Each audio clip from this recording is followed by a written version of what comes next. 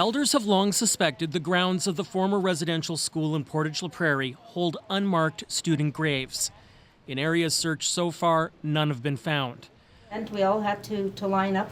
But residential school survivor Lorraine Daniels, now executive director of the historic site here, says it's critical to keep looking. For a lot of the families, I guess it's going to be a very emotional time. With a round dance and ceremony, the Premier announced an agreement to help Long Plain First Nation and about a dozen other communities. $2.5 million to support Indigenous-led efforts to search for and identify student remains. We just need to make sure that we're doing it properly and it's not rushed. This is one of 18 residential school sites in Manitoba. Searches have already been conducted on some, others are being planned. Stretched out over all those locations, $2.5 million may not go very far. In Brandon, where suspected graves have been found, $60,000 will go towards identification. The chief overseeing that search says the government also needs to help with accessing records and protecting lands.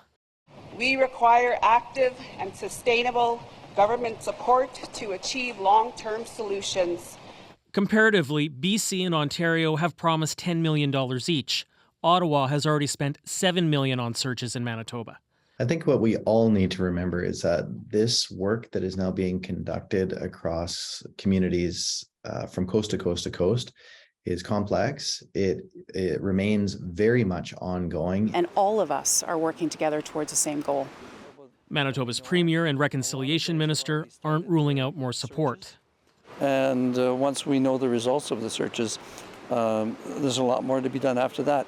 A process that's going to, take a lot of healing and ceremony and love. Search work here could begin this summer. Cameron McIntosh, CBC News, Portage La Prairie.